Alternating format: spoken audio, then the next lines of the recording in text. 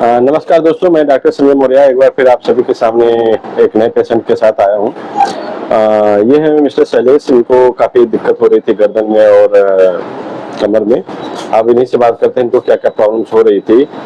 और इन्होंने आज एमआरआई भी कराया है, तो एमआरआई भी उनके एमआरआई का पोस्टमार्टम करेंगे कि क्या प्रॉब्लम्स हुई है एमआरआई में और जिसकी वजह से इतनी प्रॉब्लम्स आ रही थी। बताइए, क्या नाम है आपका? शैलेश कुमार।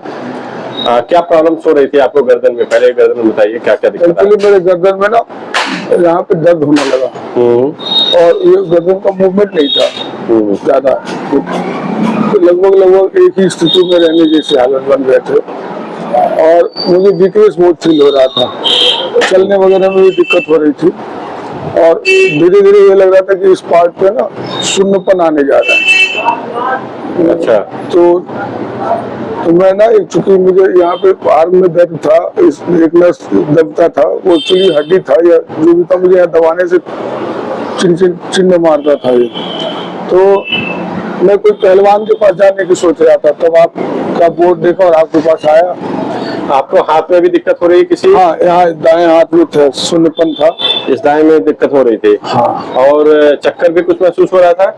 हाँ, मैं खड़ा नहीं हो पा रहा था। कई बार खड़ा होने से एकदम से बैठ जाता था और आंखों के सामने अंधेरा छाता था, जबकि मेरी डाइट बहुत अच्छी है। अच्छा, इन सब के बावजूद भी मेरे को चक्कर आ रहे थे। चक्कर आ रहा था? हाँ। अच्छा, और पूरे गर्दन में दर्द हो रहा था? और गर्दन मूवमेंट तो काफी अच्छी हो रही है। हाँ, अब ठीक हुई है जो आपके पास आया। तो कमर में क्या दिक्कत हो रही थी आपको, कमर में या पैर में? कमर में ये बहुत पुराना है प्रॉब्लम, ये हमको 20 साल से भी होगा।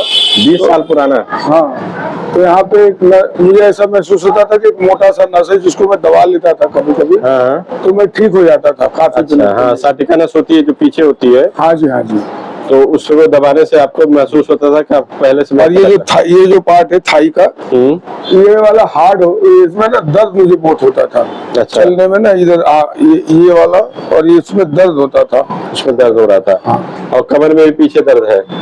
कमर में दर्द रहता था, लेकिन मैं प्रेशर या कुछ तरीके से ठीक होता रहता था। मुझे ये अंदाज नहीं था कि इसका क्या इलाज होगा। मैं दबाने से ठीक हो जाता था या पेन किलर खा लिया। अब ये धीरे धीरे परेशान था। लगभग 20 साल से आप दर्द झेल रहे हैं? हाँ जी, हाँ। थोड़ा थोड़ा। तो ठीक है, आज आपने एमआरआई कराई है, तो आपकी एमआरआई का पोस्टमार्टम करते हैं और देखते हैं कि क्या प्रॉब्लम्स हुई है, आपके एमआरआई में क्या दिख रहा है। दोस्तों, ये है इनकी एमआरआई, पूरी होल स्पाइन की एमआरआई हुई है। अब इसमें देखते हैं कि इनकी प्रॉब्लम क्या हुई है। सबसे पहले आप देखते हैं सर्वाइकल में। यहाँ आप देख सकते हैं सर्वाइकल की ये C6 और C5 C6 के बीच में एक कंप्रेशन है। ये जो ग्रे कलर की आप देख रहे हैं, ये नस है हमारी जो ब्रेन से आ रही है और उस पर प्रेशर डाल रही है। यहाँ पे C4 C5 वाली जो डिस्क होती है, इधर की तरफ प्रेशर डाल रही है एक यहाँ पे। और यहाँ पे आप देख रहे हैं कि दोनों हड्डियों के बीच में जो डिस्क होती है वो बैठ चुकी है। अब आप देखो, यहाँ पे इतना गैप है, ये इतना मोटा डिस्क दिख रहा है और यहाँ पे आप देख रहे हैं कि बिल्कुल पतला सा हो गया, डिस्क बिल्कुल खत्म हो चुकी है। यानी ये डिजनरेशन की वजह से होता है। जब उम्र 50 के पार हो जाती है, 50-60 पहुंच जाती है, तो डिजनरेशन बॉडी में होता है और धीरे धीरे डिस्क ऐसे बैठने लगती है और बैठने के बाद ये डिस्क किसी न किसी साइड में बाहर निकल जाती है। तो यहाँ पे आप एक नस के कंप्रेशन दिख रहा है, यहाँ पे दिख रहा है, जो गर्दन में, कमर में, गर्दन में और किसी भी साइड शोल्डर में या हाथ में दर्द जा रहा होगा। इसी की वजह से यहाँ पे ऊपर ये जो फर्स्ट, सेकंड और थर्ड में भी नसों पे दबाव पड़ता है, जिसकी वजह से सर में भी दर्द जाता है। जा रहा था दर्द। तो ये एक प्रॉब्लम यहाँ पे दिख रही है, जो कि 3 डिस्क में प्रॉब्लम हुई है। और नीचे आके देखिए आप लंबर में, तो आप देखिए L1 L2 पे एक डिस्क इनकी बाहर जा रही है। इस साइड में कमर इधर है, चाहे लेफ्ट में या राइट में एक कंप्रेशन डाल रही होगी। L1 L2 की वजह से भी इनको कुछ ना कुछ प्रॉब्लम्स इनकी बॉडी में, थाई में या फिर कमर में या फिर इसमें दिक्कत करती है ये।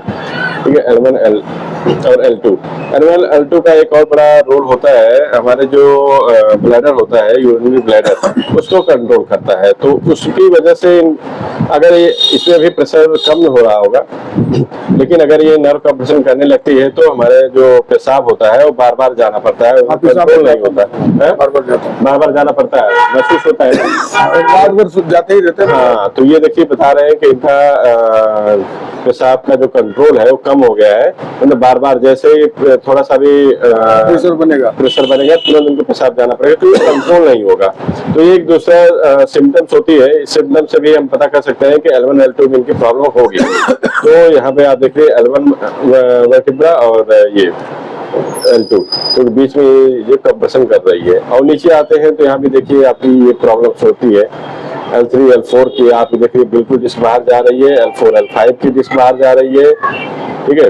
तो इसमें सबसे ज्यादा प्रॉब्लम जो हुई है L3 L4 L5 में, जो यहाँ पे नस में दबाव डाल रही है। और भी इनका देखेंगे दूसरे साइड से, देखिए बिल्कुल जो हमारे स्पाइन के साइड से हमारी नस आती है, ये बिल्कुल ब्लॉक कर दिया गया है। देखने में बिल्कुल ब्लॉक है। यहाँ पे आप देखिए ये बिल्कुल ऐसे सीधे आनी चाहिए थी, लेकिन यहाँ पे L4 L5 वाली बहुत ज्यादा बाहर चली गई, जिसमें और इधर से नस के जाने के लिए जगह ही नहीं बची हुई है।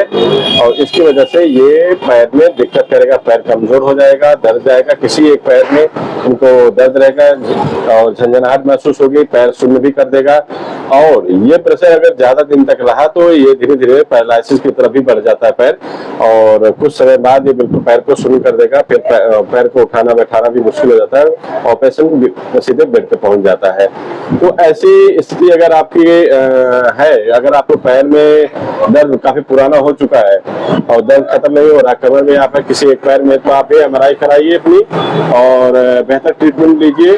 और एक चीज मैं बहुत ही क्लियरली बताता हूँ पेशेंट को, कभी भी ऐसी कंडीशन में, अगर ऐसी कंडीशन आपके MRI में आए तो कभी भी होम्योपैथिक या आयुर्वेदिक दवाई या फिर अंग्रेजी दवाई नहीं करिएगा, क्योंकि जितनी भी दवाई होती है सिर्फ आपको पेन रोकने के लिए दवाई दी जाती है। ये प्रॉब्लम हमेशा बनी रहेगी, दिन प्रतिदिन बढ़ती जाएगी और एक समय आएगा ऐसा कि जो बिल्कुल आपके स्पाइन को कोलैप्स कर देगा और जो दर्द होगा भयंकर दर्द होगा और फिर उसको कंट्रोल लायक नहीं रह जाएगा, न उससे थेरेपी काम करेगी न कोई और मेडिसिन। फिर आपको डॉक्टर सीधे बोलेगा ऑपरेशन करा लो, और जो कि सर्टेनिटी बिल्कुल भी नहीं होती है। तो अगर आपके इस तरह की प्रॉब्लम्स हो तो आप अच्छे फिजियोथेरेपिस्ट के पास जाएं, आसपास खोजें अच्छा फिजियोथेरेपिस्ट कौन है, और वहां पे 1 महीना 2 महीना 3 महीना जितना समय लगे आप करवाइए। 110% गारंटी है कि फिजियोथेरेपिस्ट से आपको बिल्कुल रिलीफ हो जाएगा, आराम हो जाएगा। अगर आप होम्योपैथिक या आयुर्वेदिक के चक्कर में पड़ गए तो आपकी स्पाइन इसी तरीके से खराब होती जाएगी और परिणाम होगा कि 2-4 साल जाते जाते आप बिल्कुल पैरालाइज कर देगा, पैर शुरू हो जाएगा, आप बिस्तर पे पड़ जाएंगे। तो ये आपकी रिक्वेस्ट है, कभी भी ऐसी प्रॉब्लम के लिए आयुर्वेदिक होम्योपैथी की दवाई का सहारा मत लें और अच्छे फिजियोथेरेपिस्ट से जाकर अपना स्पाइन का पूरा जो डिकम्प्रेशन टेक्निक होती है उसको करवाएं और प्रॉपर एक्सरसाइज करें, जिससे आपको इस दर्द में पूरा रिलीफ हो जाएगा। अगर आपके पास भी इस तरह के कोई पेशेंट हो, अगर आप भी अपनी इस तरह की समस्या से जूझ रहे हैं तो हमसे संपर्क कर सकते हैं।